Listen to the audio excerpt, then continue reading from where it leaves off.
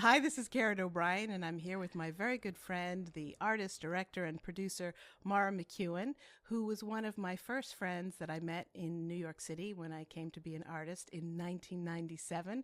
We both appeared in the infamous, famous, unforgettable Greenwich Village smash hit, Humpty Dumpty Falls in Love. Humpty Dumpty falls in love, and you got the role by trying on the costume. At the Grove Street Playhouse. I don't know what this says. It's revealing too much, but I was the enchanted chicken who turns into a duchess at the end, I'll have you know. And Mara's delicately boned features won her the role of the princess. And of course her Princess talents. Blue Water. No, it's really my talent, and also that I could fit into the beaded dress, which I had to try on right there. Well, welcome, Mara. You've just celebrated, is it the 25th year of your theater company, or is it even more than that? Oh my gosh. Well, we just celebrated in the spring our 28th season, and we're going into our 29th season. That is incredible for me to contemplate. I remember I was in an early reading of yours, He, She, and the Way You Kissed. Aww. That was a beautiful show that you wrote and cast me in, which was very memorable. We're so good. I remember I had to kiss a woman on stage, which was a thrilling moment. In the 90s, In the everyone. 90s. In the 90s, everyone. We were, We're way up. we lived to tell the tale We did. of that beautiful production. But I remember when I first met you, your big dream, you used to talk about it, was to start a children's theater company. And you were thinking of, you had told me you had worked in children's theater in New Mexico, and you thought maybe you would go to Vermont and start your company. So what is this about children's theater that became the kind of tentpole of your artistic life?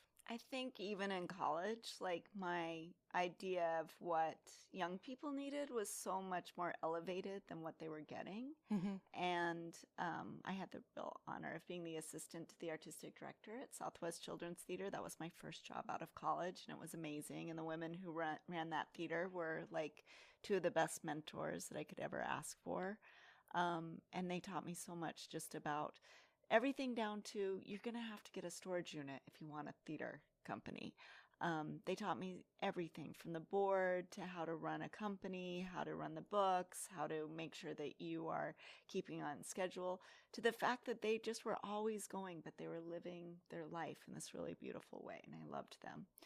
Well, that really comes through in your work, because not even talking about your artistic talents, but what you have done that is so rare in New York City is you've created stability within an arts career. You have a family, you have a home, you have a regular salary, and this is something that you invented out of thin air. And was that because of those earlier mentors showed you how? Definitely, they taught me how to have a theater company, and I wasn't really thinking it was going to be a children's theater company. Mm-hmm. I thought it was going to be a theater company.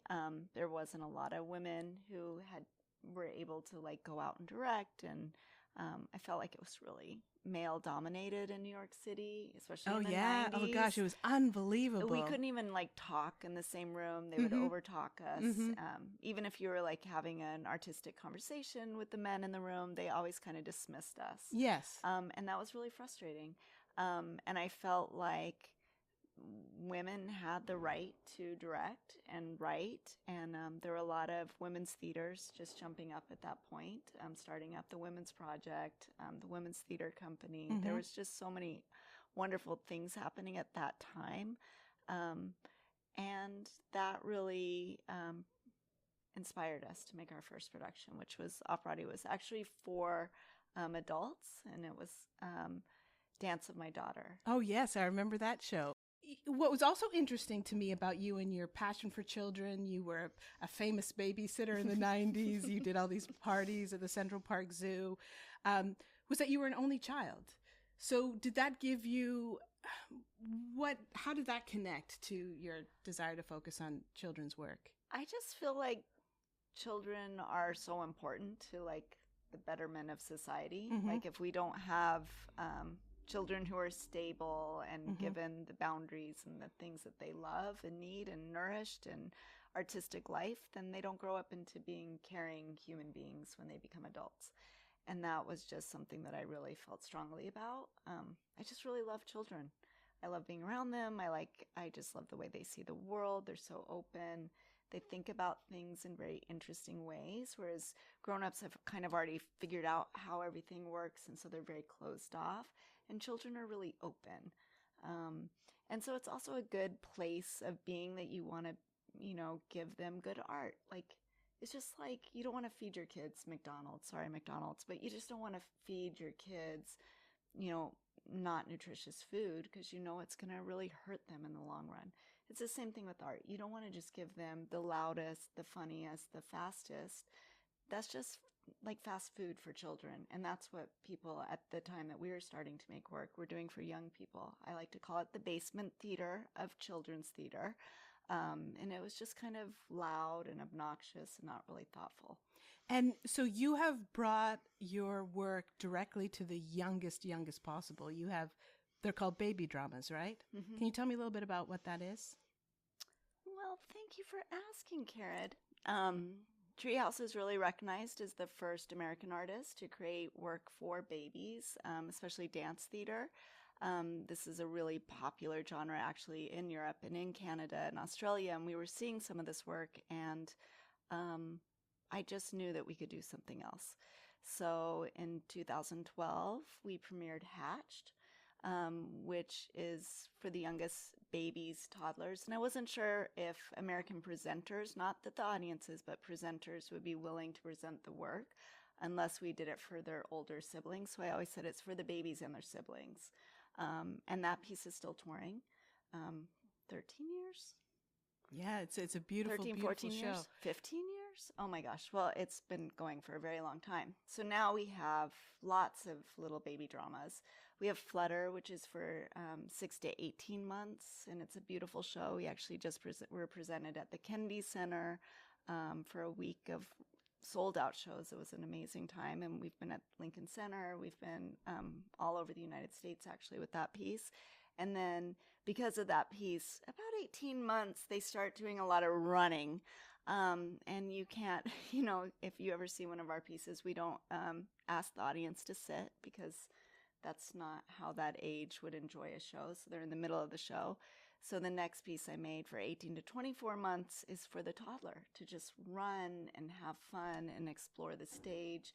And we only ask that the parents try to keep the audience within our circle. So if someone else's child comes to you, they're all sitting in a circle, we just ask that you gently guide them back inside the circle so they can enjoy the play however they can. But, many times we'll have dancers in the middle moving, and there'll be a child underneath them moving too. Wow. I mean, it's so beautiful. Your work is very meditative, and dance is a big part of it, and costumes and puppetry. But what I really love that you do is how economical you are with your words. Like sometimes a play won't have that many words in it. Do you even have plays that are almost completely silent? Hatched, because I didn't feel like the kids had the language at that point, and so there's no language in Hatched. It's all live music, and the musician, of course, that we originally hired to create that music, he was a rock and roll artist. He was big in the downtown scene when we were downtown. He used to fill up the Bowery Ballroom. He's an incredible guitarist, and so it was like rock and roll and rockabilly and a little bit of folk, and he created that music. So there's always that undercurrent of music. So all of the shows now have music, live or composed music that is original to those shows. And am I remembering it incorrectly, but are there animal sounds? Everything's told through animal sounds. And because the audience doesn't have any language, it just kind of reflects them too. And so they get it too. Yeah. And then there was another show that you did that was a grandmother's garden, and I loved that so much, Olive and Pearl. And that was a kind of inspired by your relationship with your grandmother, was it? Or tell me about that. So that's, it really takes place in Ireland. In my mind, it doesn't really, but in my mind, it takes place in Ireland. But it's a big house that the kids sit under in Granny's house. And Granny is raising her granddaughter, and they do everything in the course of a day so that everything can kind of reflect the child. So it's getting up, it's, brushing your teeth, it's getting dressed, it's cooking with Granny, it's doing all the things that they do together. They go on a magic excursion to the moon. They do a lot of dancing. They clean.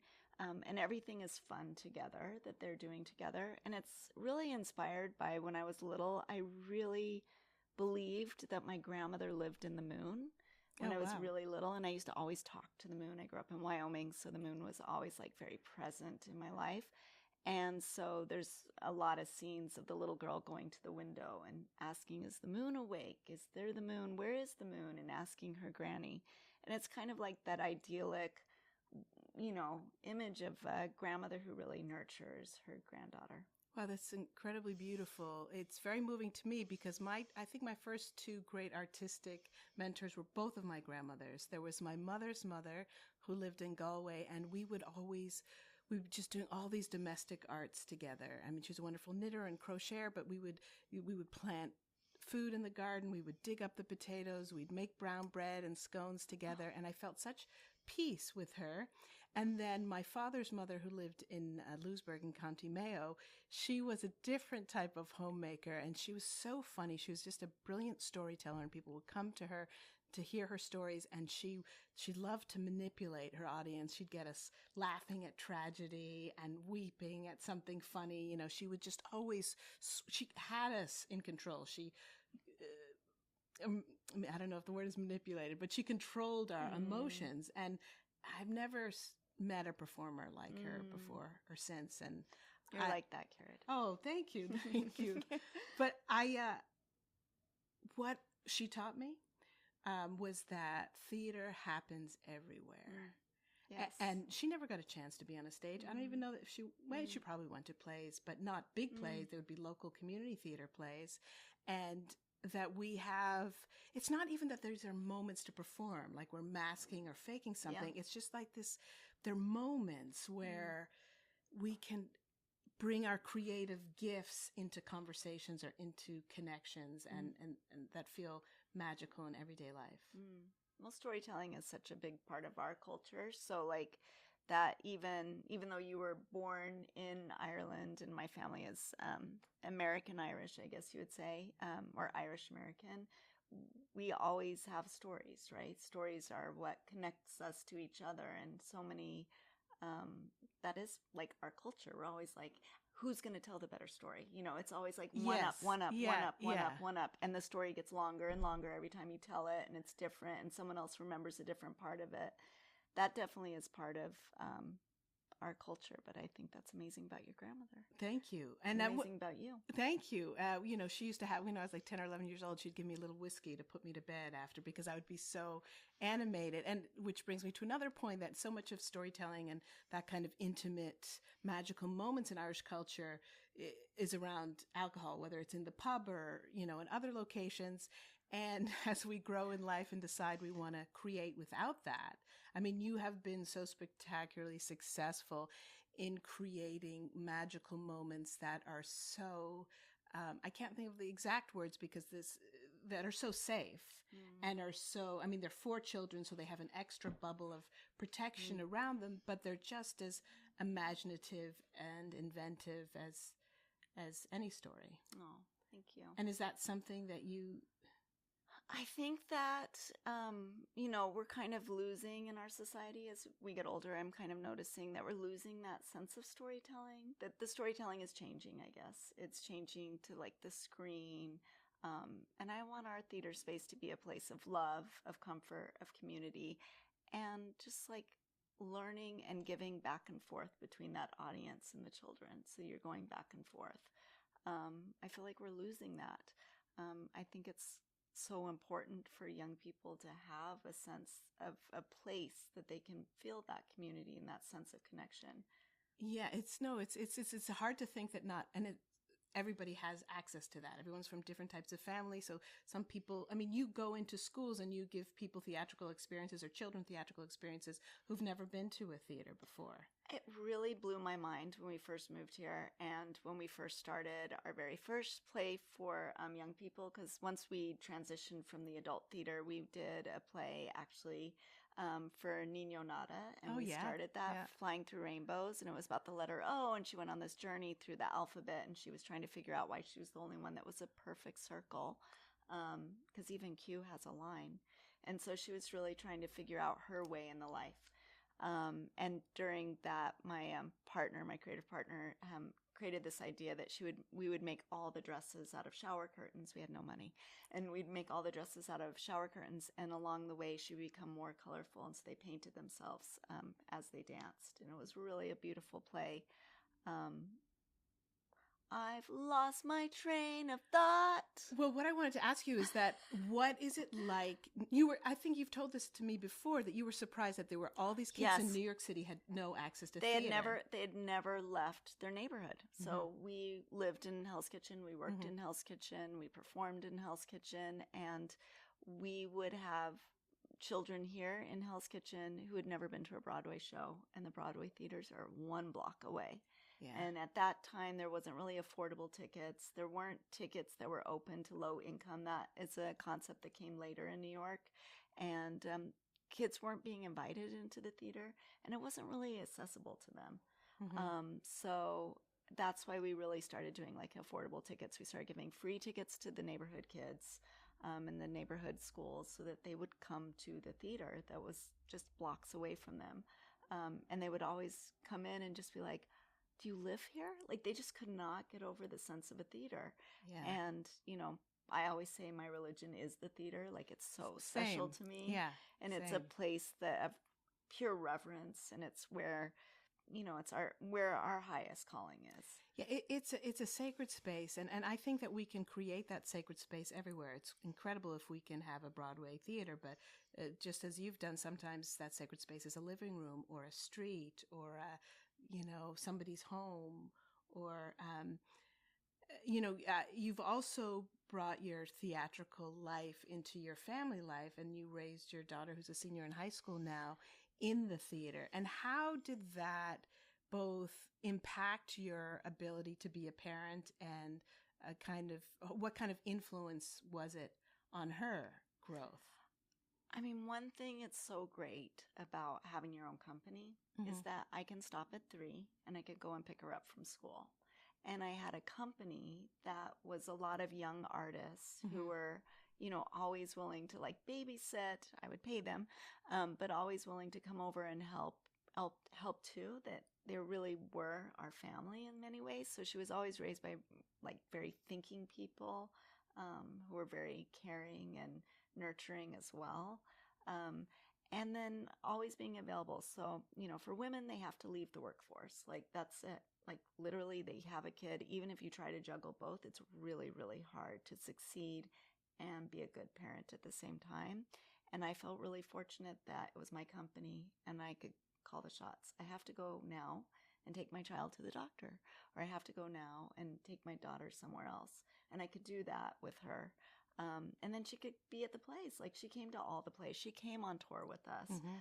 Literally, when we would sell the plays at the conferences, that you do all these conferences around the country with theater presenters from around the world. And we would always put Aurelia, like, make a little bed for her and put her in one of the suitcases. And as people started to get to know us more, she was always getting taken by, like, the theater producer from Cleveland, or, we have some wonderful friends that we've made over the years, and they were always like, can I take your daughter to lunch with us? So, it was like my extended family. So she was always around theater people. And how did that affect her, do you think? What kind of, I mean, she's a wonderful... She's really, really well read. Like, I can't... She is. I cannot get over her. Yeah. She speaks with an incredible vocabulary. She's, at like 6 months, she was starting to say words. I was just shocked. Yeah. But she's really interested in the sciences. She's really interested in the environment. She's really interested in caring for the environment.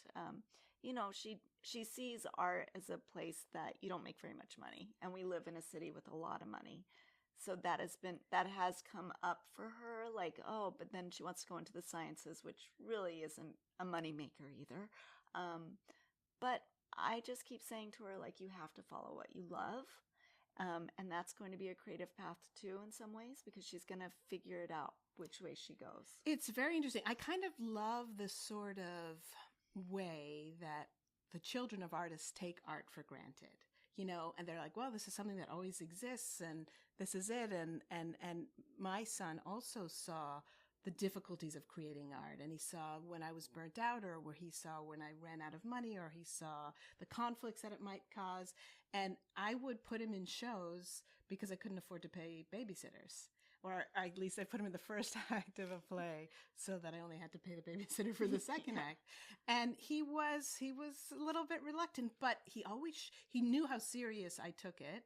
And his father took it. And so that he never disappointed whenever he was forced. But I made him do radio shows when we did, Bloomsday Ulysses. Yeah. I put him in a crib in the manager's office while I ran this 12-hour radio marathon, and I would check on him in between.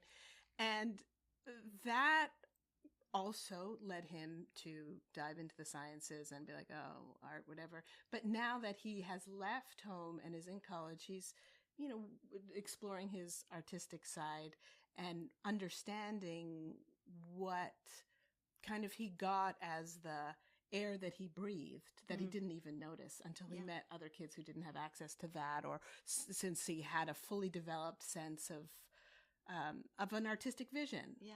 He wasn't coming with nothing. So it is a fascinating. And then you are the child of an artist. Mm-hmm. So I remember finding this always very interesting with you in our conversations. I was about to say growing up, even though we were in our 20s, was that your mother, who was very much encouraging of your art. Yeah. I mean, my mother taught me to be an artist. That was something that I got from my mother. She got up every morning, she painted. She was very disciplined about making her art, and she went from painting to printmaking, but she's a really accomplished artist. Yes. But she puts in the time so diligently. She's so disciplined. She's just an incredible focus with her art.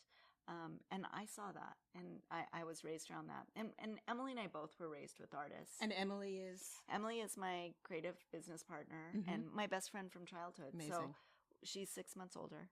And our parents are friends, and our grandparents were friends, and our grandparents were also artists. Yeah. So we come from a long line of artists. We actually didn't know that you shouldn't be an artist. We thought the whole world were being preened to be artists. We thought that's what you did.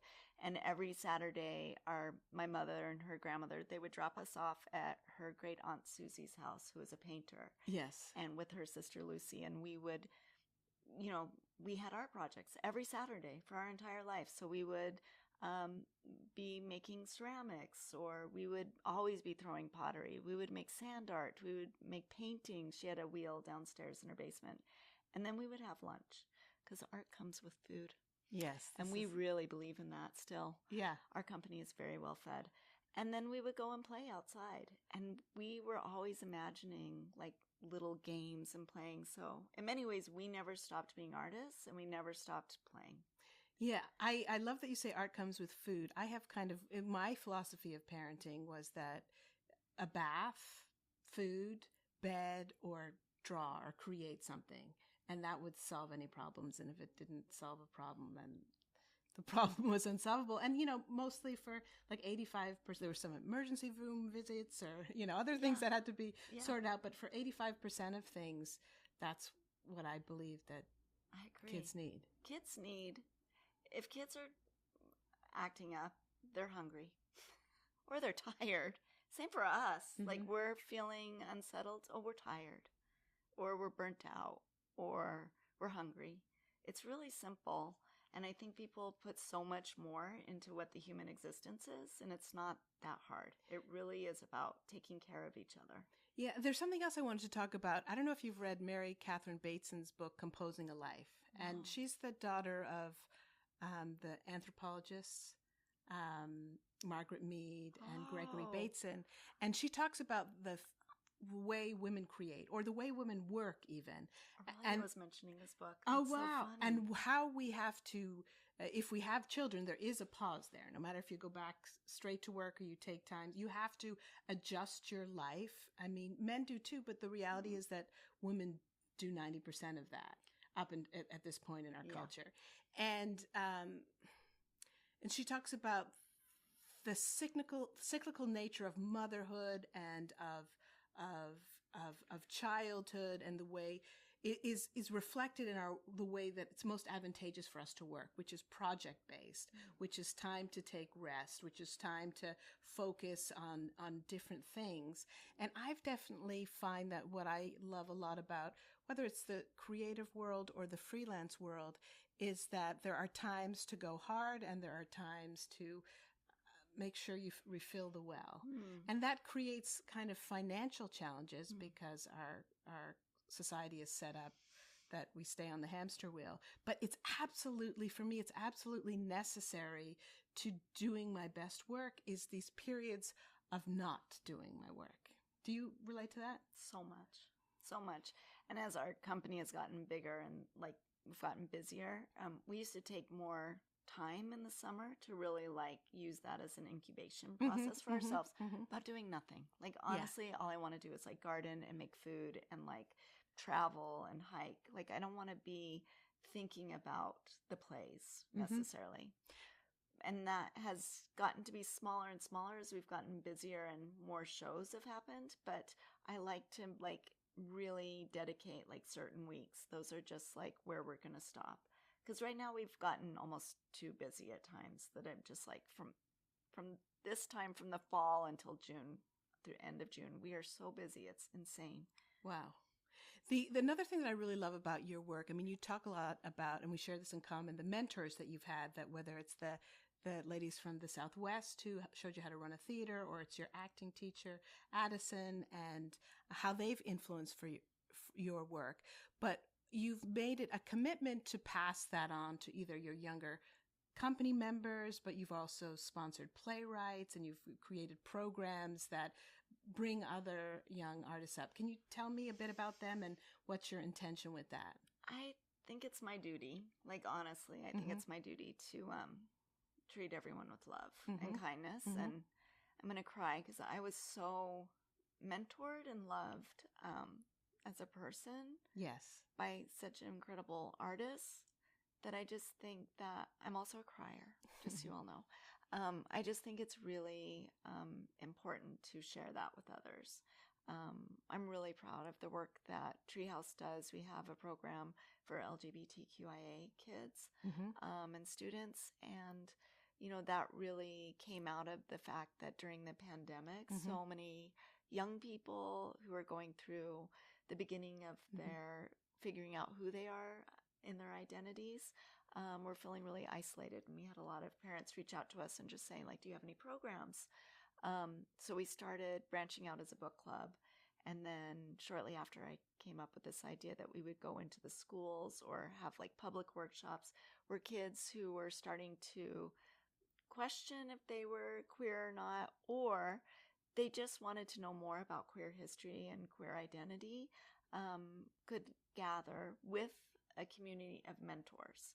So like we have two mentors or teaching artists who are in the queer community who are also artists. And they go into schools as of now and they teach during lunch or an after school program or during the day. And they work with students who are navigating their own queerdom, or they're just curious what that is. And they could just be allies. And they're learning queer history. They're learning about artists as queer art makers. And they're also making something. So they might make a mural. They might make a poetry together. They might make a podcast together. They might make a dance piece together. So they're learning how to be in community. They're learning how to be an artist. And they're making really strong connections with each other while learning about the history of queer history. Like, it's really important. This is not history that's taught in the classroom typically. I mean, New York is very good about trying to touch on LGBTQIA history, but it's not always known. I remember, I mean, that's such incredible work. I remember the first time I saw you at rehearsal. It was just vivid. You know, sometimes you remember the first time you meet someone and you had like these thick blonde braids, two braids, and you were wearing a pair of overalls.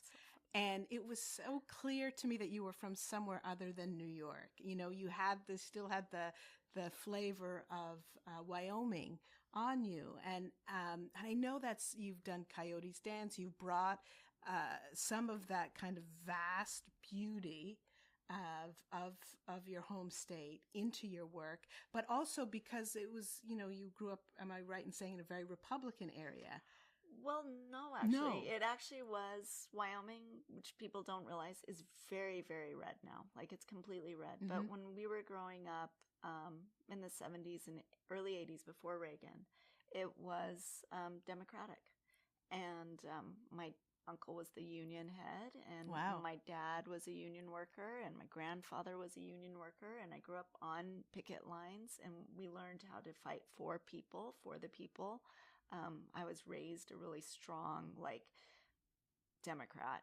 And we were taught that, workers' rights are people's rights. Mm-hmm. We were taught about all of those things, healthcare, all of that.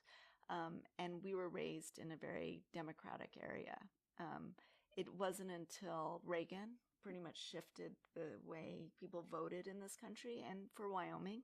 And at that time, there weren't a lot of regulations on, oil and trona mining and fracking. And once they started bringing people in from the South, it became a very red place. And those kind of regulations went by the wayside. Oh, that's amazing. So then your queer advocacy is very much something that grew out of your upbringing, not something that was in reaction to it. Yeah, I feel like, instead of, I meet a lot of people who are raised in Republican households, and I think that's amazing that they can come out of a very conservative environment and become an artist, but Mm-hmm. I didn't have to do that, right? I Yes. was already raised to be an artist. I was already raised to think and to question authority. That is, my parents were children of the 60s. Like, Emily's parents were children of the 60s. We were raised to question.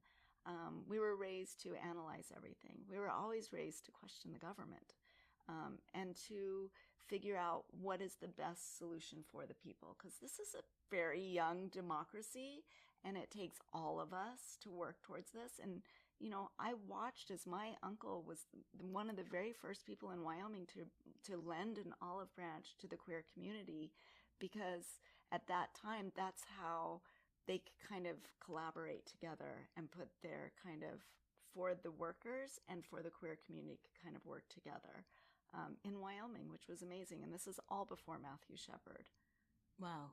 That is amazing. And another thing that I admire so much about your work is all of the political advocacy that you do. You were working with Nancy Pelosi for a while, and you always have the biggest local politicians at your benefits. And so tell me about how that affects your... So with Nancy, who is like one of the best, amazing speakers, I think, of our generation, I really think she's amazing. I was just doing grassroots work and organizing online. With many of her, we would do meetings with her, and she was really good about reaching out to grassroots organizations, and the fact that she's an incredible leader. Yes. And I did a lot of volunteering for her. And how does your art life relate to your political activism? Are they the one thing? Is it one to help the other? I think so. I think that our mission as artists is to make the world better. Like, art is what brings out the beauty, right? We're not the bomb makers. We're the peacemakers. We're the creators, not the destructors. Yeah, we're the ones that put it all back together. Like, the whole world could be falling apart. We found that after 9/11, right? All of New York City, it felt like the end of the world. And the only thing we could do was create. And, the very first thing we did, the couple of days after 9/11, might have been like the week after, we went into the homeless shelter, that's the family shelter down across from the World Trade Center, and did a play for the kids, because kids need beauty and they need a place to feel safe and connected. And I'm gonna cry, but that was really like, that's what artists are. You cannot be an artist and not be political. That, unfortunately, those two things go together. And that doesn't art mean is political. Art is political. And I've learned, I love Gen Z. I'm going to say I love this generation so much. I think they're so smart, and I just love the way they tackle ideas, and they're not afraid to do that and question. I love the way they question. And one thing that creating these programs with Gen Z, basically, the teaching artists and the students, is they question. And they ask questions, and they ask really good questions that I think in sometimes in history throughout our democracy in the United States, people have really taken a step back and said, well, that doesn't affect me. This won't affect me. And I feel like Gen Z sees that it affects them. And they're really questioning and figuring out how they can bring themselves into it. So I feel like they've really taught me, like, to be queer is to be political. To be an artist is political. And even though I know that and I've been doing that, it's interesting to just label it now. Yeah, and even looking back and as have been a witness to your 30-year career in New York and all the stability that you've created, certainly it couldn't have always felt that that was something that was going to happen for you. And certainly there were moments of, even though you were doing all of the work, there were moments where I imagine where it felt too much, where it felt, you felt disconnected from the mission because of how difficult it is to be an artist in New York and in America in the present day. And how did you get through those moments, or how do you get through those moments? Well, I have the best friends, right? Like we do. Mm-hmm. We do. Our community. Community. Yeah. Art is really, like, even though we're in the community of theater, so we're making, my mom is like an isolationist artist, but we're like a community making art. We have each other. Like, that's when you walk into the rehearsal room, there's nothing like it. It gives you so much joy and it feeds you so much. And there's nothing like being in front of an audience or seeing children happy with love. There's nothing like it. You become high off of your own work. That's true. You become connected to so many people in such a deep, deep way. Like, you're one of my dearest friends. But we did a play together. That's like how we were bonded. And that was it. That's all and it wasn't even that good of a play. No cuts to Princess Bluewater. Well, we did the Macarena on stage in front of screaming children. It was, we did the same blocking that was done for many of the other shows. Yeah. It's like, I was talking to this with somebody else recently, that when you do an artistic collaboration with someone, both meaningful and maybe not so meaningful, and you're just young and it's your first time experiencing something, your heart is open. Mm-hmm. It's open in a way that it rarely is as we walk through life. Yeah. And so it creates an intense bond of connection. Mm-hmm. And it's not like you stay friends with everybody that you ever work with, but you have a fondness and you have an intimate knowledge. It's such, collaboration is so intimate, and it's so special when someone is willing to open their heart to collaborate with you artistically, because there is no other way to truly collaborate, I think. That is so true. And also, as we're both actors first, right? Yes. We sit there and just study people. Yes. So we just want to know every little detail about everyone. People so that are is fascinating. People are fascinating. Yeah. And the world is fascinating, and how people work in the world and where they're coming from. And I love people's stories. And I know you do too. And we always, I feel like that's what also got us through so many hard times. It's just like, we have an incredible community of artists in New York City. That's very true. And though sometimes it's harder, we used to be able to just go to Ludlow Street and there'd be 50 people there that we could hang out with and create with. And now we have to find each other in different ways, and people move away and people die even, and all of these. So how to keep up that community, how to keep kind of connecting to one another. And I think the practice of creating art is what, keeps me healthy, keeps me alive, keeps me in it. And I would say that the most difficult moments are when you feel like you can't create for some reason. Right. You just feel overwhelmed, and the answer to get through it is to keep on creating. Right. Have you ever had that moment where you had a creative block, or you had just an overwhelm where you had to step back? I think for me, I haven't had that per se. Definitely, I felt just like a no. Like, you can't do that. Yeah. Like, you're going to make what? Like, that sounds stupid. I've had that. That's different. Yeah. But that's the part that has made me, like etched away at me a little bit over the years. Right. So are you saying that you have an inner kind of knowing over what projects you should do and what projects you shouldn't, like a strong yes and no? It's funny because I have ideas for shows for many years. And then by the time we get the money together, it's been percolating for so long Yes. that then I can just go forward with it. Mm-hmm. So I feel really fortunate that Treehouse has kind of made ourselves like that. Mm-hmm. Emily and I don't really yes, we don't do everything because we can't afford to do everything. Yes. But we definitely have a constant string of ideas of what we're going to be doing. Mm-hmm. But even just not outside of Treehouse, like I can't find the time to write the way I want to all the time, right? Mm-hmm. I have a lot of other plays in my mind. Like over the years, we have done a few adult plays. We did Lost Arroyos. We did Outside of Kissing Rock, which was about Emily and I. We grew up 2 towns apart, but in between is this rock. And it looks like 2 people kissing when you pass it. And so we wrote a play about growing up on either sides of this big, huge mountain on the highway. And that actually is one of my favorite pieces because we really got to analyze our life growing up in Wyoming too. Maybe one day we'll bring that back. Yeah, I'd love to see that again. What would you like to say to young artists who feel like coming to New York is just too expensive and too impossible?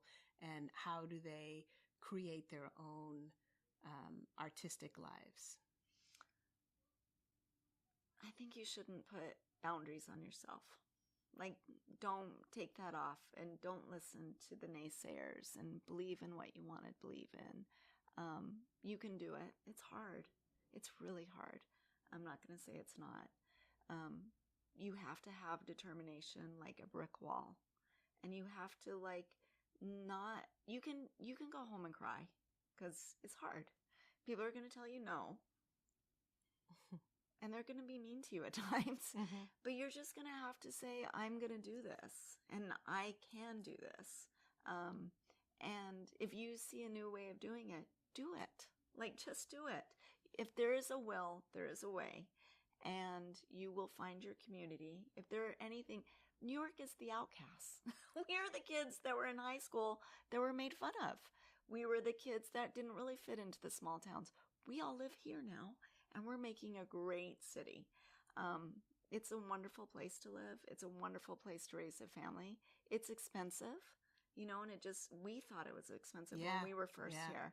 And it is unbelievable how much everyone has to hustle. Yeah. Even more than we had to hustle because we were doing everything for free, but also we were living in rent stabilized apartments. And now there's no rent stabilized as much and everything is so expensive. On the flip side, they are all getting paid. Like they are making a minimum wage, at least. It's going up to $17 an hour. And that is still nothing. Like for everyone in Wyoming that's still getting $7 an hour, I'm really sorry, but you need to fight harder to get it up. Because even 17 isn't enough. But, you can do it. You can make it happen here. Beautiful. Well, Mara, thank you so much for coming in for this Hell's Kitchen Fireside Chat, your first New York neighborhood. You were the pioneer. You lived here many years before I did. It's the best neighborhood. Although it's changing too. It's is. Just so crazy to see all the new buildings. And, I love Hell's Kitchen. Can I just say one little thing? Yes, you can. When we first lived here, people lived in this neighborhood and they never left this neighborhood. Yeah. And it was just really, it was really mind-boggling to me from someone who grew up outside. Like we would drive 5 hours to be somewhere new in the day and then drive 5 hours home. And certain people didn't never leave the neighborhood. There was still the old Irish that lived here. A lot of people lived. They were just passing down their bars. We had a great guy who gave us his first Irish bar that he started once he left his family, and we would have all of our parties there. Yeah. This was a great neighborhood. The restaurants would come together. They would donate food for our benefits. I remember. You would get anyone to donate everything. You were wonderful that way. Yeah. And you still are. It really is. It takes a village to raise a theater company. Thank you, Hillary. But it also takes a village to raise a theater company. Yeah. And it's a really special, special place. There's so much history in Hell's Kitchen. I love the theater community. I loved being here in my 20s with all the, you would be downtown theater. We would be downtown. Yes. Making this great. I thought we were just amazing. It was an incredible time. An incredible very, time. Very magical time. And then we would come back and we would go to a bar in Hell's Kitchen and all the Broadway kids would come out of it. And so it was like this mix of the Lower East Side and the Broadway kids. So some kids were making a lot of money and some were making nothing. But, we all knew how to have a good time together. And it was great. So, yeah, I really appreciate that. The stories we could tell about the Lower East Side. Yeah, we'll save that for part 2. All right. Well, thank you so much, Caraid. You're amazing. I just love you so much. Thank you. I love you too.